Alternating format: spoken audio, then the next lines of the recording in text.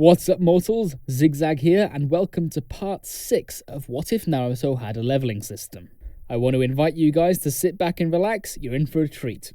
And so, we begin. As everyone walked through the portal, the first thing they noticed was that the area was covered in snow. This was pretty odd to see.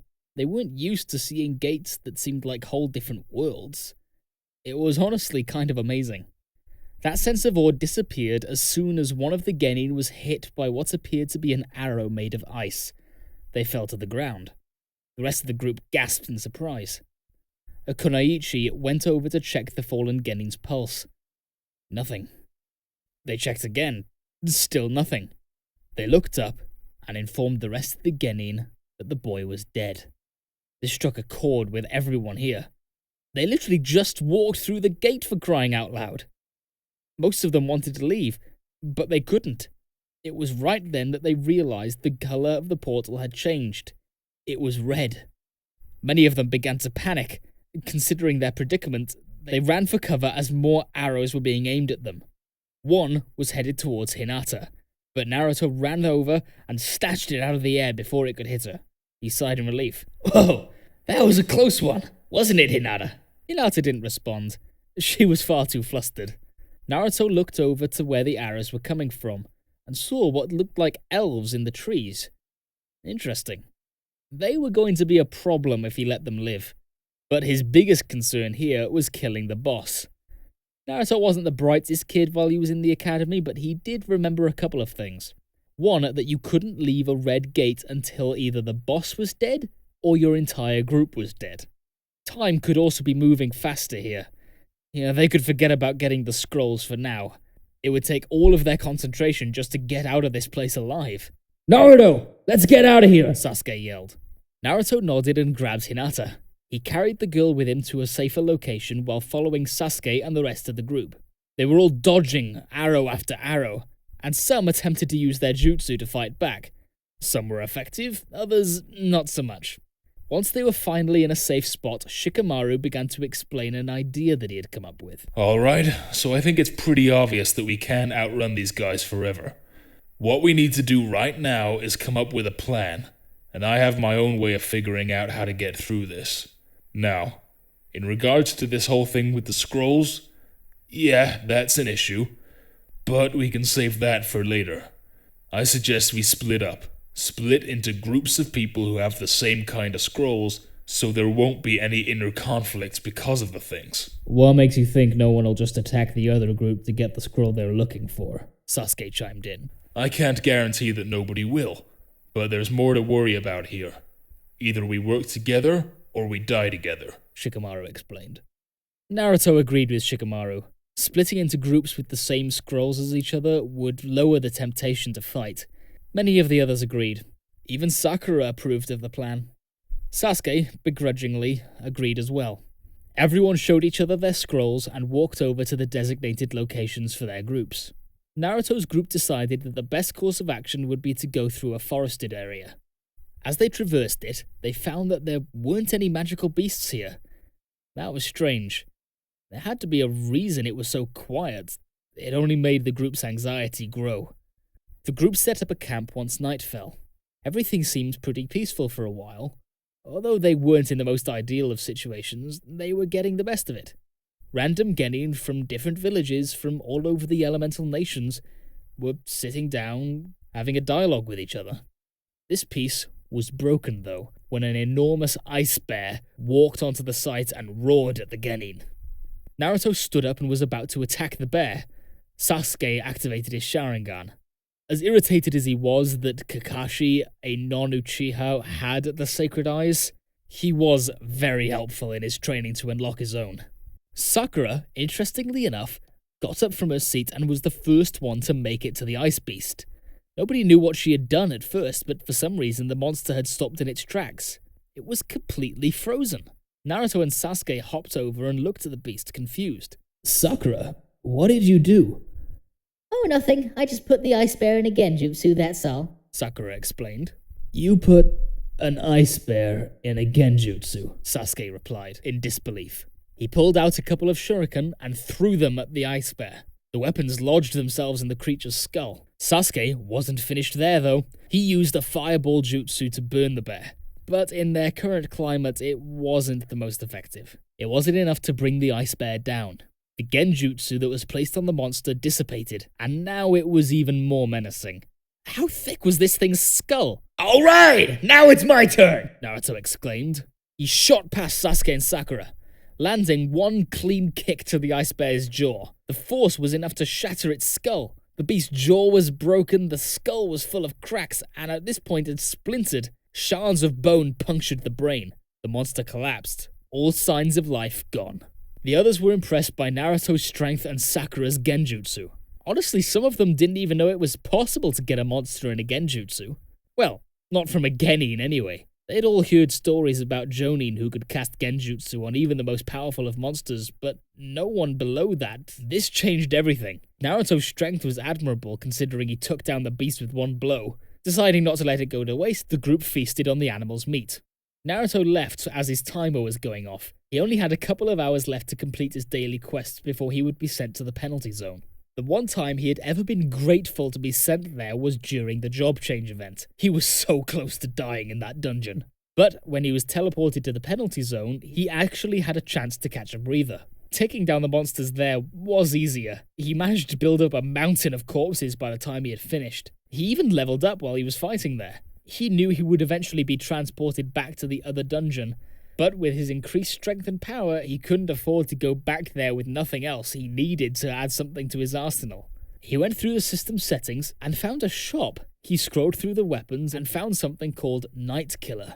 Well, this was exactly what he needed. He purchased the item right away. He wanted one more thing to add to his arsenal, and he found a rune in his inventory. He pulled it out and crushed it in his hands, and learnt a new skill, Dominator's Touch. It gave him the ability to control items without having to actually hold them. Pretty useful. It gave him more range in his attacks, but he wanted to know just how powerful it was. He tried using it on a corpse, but it didn't work. A pop-up message appeared, informing Naruto that he hadn't leveled up enough in this specific skill to be able to pull something of that size yet. Naruto brought himself back to the present when he found a good area to begin his daily quest. He plowed through his exercises. It was pretty easy at this point, having been doing it for a couple of months now. Once he finished, Naruto left the space and returned to the ice bear's nest. He killed every last one of them. Sasuke had followed Naruto, curious as to where the blonde-haired genin was going. Naruto wasn't aware of Sasuke's presence at all. He was caught up in his own world. Sasuke didn't know what Naruto was doing at first. It looked like he was just exercising, but he wasn't practicing any jutsu. Why was that? Honestly, it only seemed like Naruto knew a couple of jutsu. One was Shadow Clone Jutsu, and the other was one that Sasuke didn't recognize. He had never seen Naruto do what he was doing with these weapons before. Was it a Kekkei Genkai, or some clan-specific jutsu? Sasuke wanted to know why Naruto became so strong all of a sudden, but all he had seen him doing so far was regular exercises. There was nothing special to what Naruto was doing at all. He was getting frustrated now. He felt so pathetic when he tried fighting the bear. Naruto took it down in one kick, just one! Sakura was even useful here, placing the monster under a genjutsu. What did Sasuke do? Throw some weapons at its head? It didn't even do that much damage! How is he supposed to... Wait, where was Naruto going now? He kept following Naruto, and his eyes widened when he saw what Naruto was searching for. Was this guy insane? How much of a knucklehead did he have to be to honestly believe that going to an ice bear's nest was a good idea? Sasuke continued to watch, wondering when he needed to make his presence known in order to help the idiot. Something Sasuke would never have predicted happened instead. Naruto was making light work of the ice bears, and what were those shadowy figures Naruto summoned? They fought off all the ice bears. How was this possible? Was this honestly the same Naruto he knew from the academy days? The Naruto he knew was a constant failure when it came to everything, except being annoying. This one was a completely different person. Naruto muttered something and Sasuke was left in disbelief. He refused to believe what he just saw. He turned to leave and run back. Unfortunately, he didn't get far. Sasuke was left in a state of paralysis, thanks to the overwhelming fear he now felt. Right in front of him was a giant snake, even larger than the ice bears. He was alone too. Was this another creature from the dungeon? The snake was about to attack, but a dagger came flying, hitting the large snake in between the eyes. The blade went right through the creature. It was one of Naruto's daggers. Sasuke turned around to see Naruto charging in his direction. He had a serious look on his face. Sasuke, get out of here! Naruto yelled. Sasuke was snapped out of his trance, but he didn't run. He looked up to see someone standing on top of the giant snake. He also saw that the snake was about to collapse and it was heading in his direction. Sasuke leapt out of the way and was on guard now. He didn't know what was going on, but he wasn't planning on dying today. Naruto made his way over to Sasuke and held up a dagger, signaling that he was also prepared to fight. A strange figure, with skin pale as paper and long black hair, stepped down from the giant snake's corpse and chuckled, seeing how these genin honestly believed they stood a chance at winning here. Orochimaru knew that the blonde was unusually strong for his age, so he figured it would be best to deal with him first.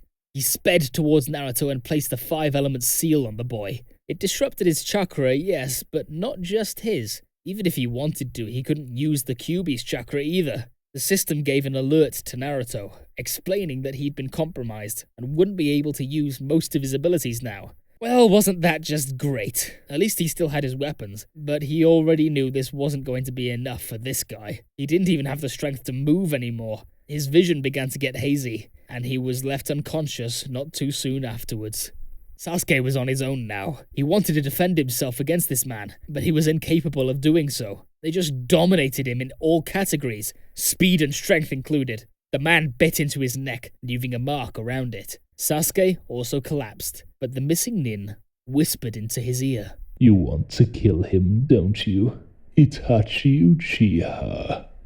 Unfortunately, with how you are now, you'd stand no chance against your older brother. But I could give you power. Power beyond your wildest dreams. This is just a taste of what you could have under my guidance, so I trust that you'll make the right decision in the end, Orochimaru stated. Sasuke only heard the words Itachi, power, and guidance before he fainted. Orochimaru disappeared, and Naruto and Sasuke were left exposed to the elements in their unconscious state. Orochimaru informed his group, Team Dosu, of their role being to capture Sasuke Uchiha. Sakura was curious as to where the two rascals went when she realized it had been a while since she had seen them. She went to search for them and found them unconscious in the snow. She immediately feared the worst and went to attend to her team members. She checked their heartbeats and pulse. She sighed in relief. They weren't dead, but she didn't know how long they could survive. Someone must have attacked them earlier. She couldn't tell who, though. All she knew is they must have been strong. She had to keep her guard up as well here in case this person came back to finish the deed. A sudden creak in the branches alerted Sakura of someone approaching.